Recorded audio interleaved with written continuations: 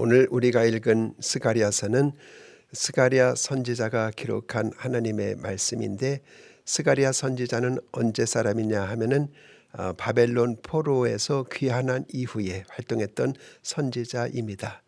이스라엘 백성들이 하나님 앞에 범죄함으로 말미암아 바벨론의 포로가 되었습니다.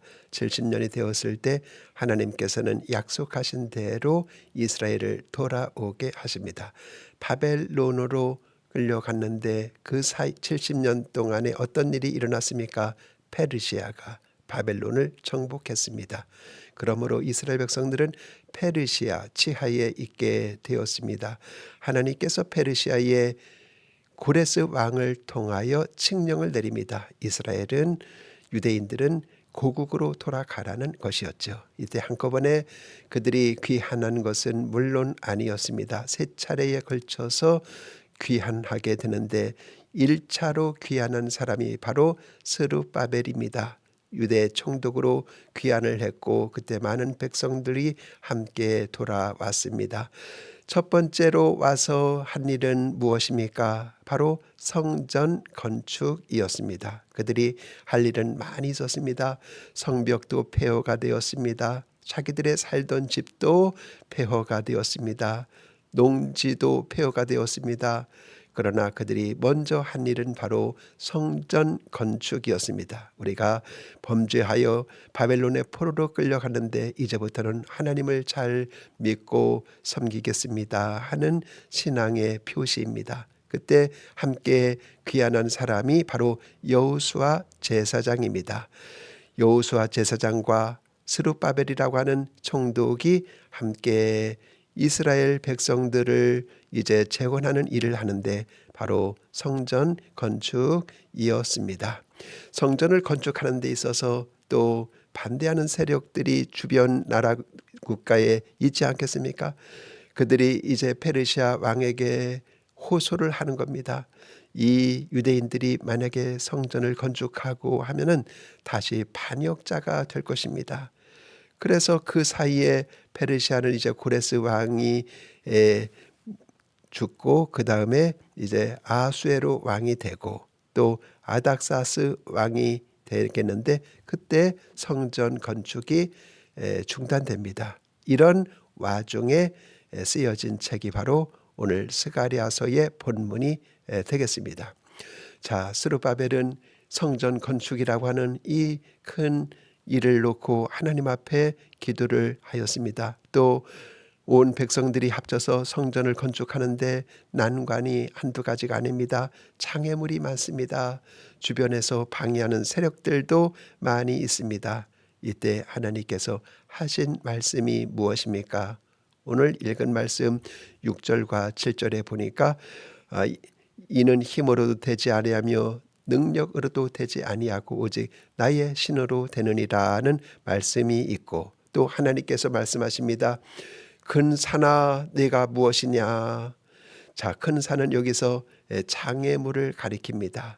그리고 반대 세력들이 놓은 큰 문제를 가리킵니다. 우리도 살아가다 보면 많은 문제가 생길 수 있습니다. 또 우리 앞길에 장애가 있기도 합니다. 이때 하나님께서 말씀하십니다. 큰 산아 네가 무엇이냐. 하나님에게는 큰 산이 아무것도 아니라는 것이지요. 스룹바벨 앞에서 네가 평지가 되리라. 여러분, 큰 산은 장애물입니다. 그런데 스룹바벨 앞에서 이것이 평지가 되리라고 말씀을 하십니다. 하나님께서 하시겠다는 것이죠. 이것은 인간의 힘으로 되는 것도 아니고 인간의 능력으로 되는 것도 아닙니다. 말씀하신 것처럼 나의 영으로 되느니라. 오직 성령으로 되는 것입니다. 그래서 스룹바벨이 이제 이 역사를 시작하게 되는데 오늘 읽은 말씀 9절에 보면 이런 말씀을 하십니다. 스룹바벨의 손이 이 성전의 기초를 놓았은즉, 즉 성전의 시작을 말합니다. 기초를 놓았다는 것은 시작을 했다는 말이죠.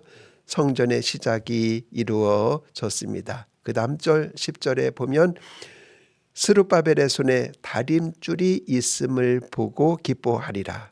다림줄은 무엇입니까? 건축 중에 이제 수직으로 똑바로 세워지도록 기준을 잡아주는 역할을 하는 것이 바로 다림줄입니다. 이 말은 이제 건축 중에 있다는 말이지요.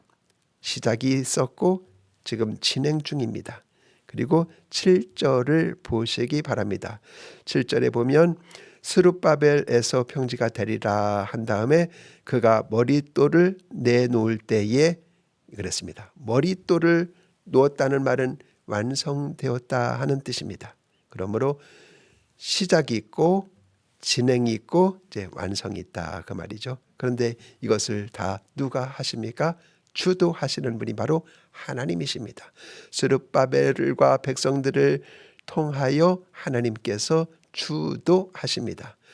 우리의 인생도 마찬가지입니다. 여러분, 하나님께서 주도하십니다. 믿으시기 바랍니다. 여기서 말하는 스룹바벨은 바로 예수님의 예표입니다. 예수님께서는 구원자로 이 땅에 오셔서 참 성전을 건축하십니다. 구원자로서 구원의 완성자로서 성전을 건축을 하십니다. 그래서 스룹바벨이 건축한 성전은 제2의 성전입니다. 제1의 성전은 솔로몬 성전이었고 이제 바벨론으로 포로로 끌려가면서 성전이 다 허물어졌습니다. 그리고 스룹바벨 때 돌아와서 지은 성전이 제2의 성전이고 그리고 예수님 때에 지어지고 있었던 성전은 이제 헤롯 대왕이 짓고 있는 3의 성전인데 우리 예수님께서 말씀하셨습니다. 이 성전을 허물라 내가 사흘 동안에 다시 일으키리라 말씀하셨는데 여기서 말하는 이 성전은 바로 예수님의 몸을 가리킵니다. 예수님께서 십자가에서 우리를 위하여 피를 흘리시고 죽으시고 3일 만에 부활하심으로 말미암아 이제는 새 성전이 건설되게 된 것입니다. 지성소가 하늘나라인 성전입니다. 그리고 예수님의 몸이 바로 성전이고 오늘날 예수님을 믿는 모든 사람들이 예수님의 몸입니다. 다 지체들입니다. 그래서 우리가 곧 성전입니다. 성령이 거하시는 성전입니다. 이 일을 이루실 때 우리 예수님께도 많은 벽에 부딪혔고 반대자들이 있었고 대적자들이 있었습니다. 예수님이 아기로 태어났을 때 여러분 헤롯 왕이 예수님을 죽이려고 했어요. 그때 아기 예수님께서 하나님께서 이집트로 피난 가게 하셨습니다. 헤롯 왕이 죽은 다음에 다시 나사렛으로 돌아오셔서 거기서 자라게 하셨습니다. 그리고 예수님이 공생애를 시작하실 때에도 여러분 마귀 사탄의 그 시험이 있었지 않습니까? 그리고 예수님께서 구원 사역을 이루실 때 얼마나 많은 대적자들이 있었는지 모릅니다. 그런데 어떻게 예수님께서 그 모든 대적자들을 여러분 물리칠 수가 있었습니까? 오직 성령의 능력입니다. 예수님은 성령으로 잉태되셨을 뿐만 아니라 공생애를 시작하실 때도 성령의 충만함을 받으셨습니다. 그리고 성령에 이끌려 광야로 가서 마귀와의 시험에서 승리하셨습니다. 성경은 말합니다. 하나님께서 예수 그리스도에게 성령을 한량없이 주셨다고 말씀을 하십니다. 우리 예수님께서는 성령의 능력으로 구원 사업을 완성하신 것입니다. 그리고 성전을 완성하신 것입니다. 오늘 우리 안에 이 구원을 시작하신 분도 바로 성령이십니다. 우리 안에 착한 일을 시작하신 분도 성령이십니다. 빌립보서는 말합니다. 너희 안에 착한 일을 시작하신 이가 곧 그리스도 예수님의 날까지 이루실 줄로 확신하노라. 우리 안에 성령님께서 구원이라고 하는 매우 착한 일을 시작하셨습니다. 위대한 일을 시작하셨습니다. 그리고 지금 진행 중에 있습니다. 그런데 그것을 완성하실 분도 바로 성령님이십니다. 시작도 성령님, 진행도 성령님, 완성하실 분도 성령님이십니다. 그러므로 오늘 본문에서 말합니다. 무리가 외치기를 은총이라. 여러분 오직 하나님의 은혜밖에는 없습니다. 우리가 숨쉬는 것도 하나님의 은혜요. 밥 먹는 것도 하나님의 은혜요. 일어나고 앉고 눕고 자고 하는 것도 모두가 다 하나님의 은혜고 숨쉬는 것도 하나님의 은혜입니다. 은총이라. 그러므로 스룹바벨의 성전을 건축한 것도 오직 하나님의 영의 역사였고 은총이었던 것입니다. 오늘 우리는 이와 같은 하나님의 은혜를 찬양해야 될 것입니다. 하나님의 은혜를 귀하게 여겨야 할 것입니다. 우리는 사모해야 됩니다. 하나님의 은혜로 충만하게 하옵소서. 주여 은혜를 주옵소서. 이렇게 하나님 앞에 기도하고 하나님 앞에 나올 때 하나님께서 이루실 것입니다. 그분이 시작하신 일을 완성하실 것입니다. 이 은혜가 여러분 모두에게 함께 하시기를 바랍니다. 기도하십시다. 하나님 아버지, 우리의 힘과 능력으로 아니고 오직 성령으로 됩니다. 그 성령의 쓰임받는 저희들 되게 하옵소서. 예수님의 이름으로 기도합니다.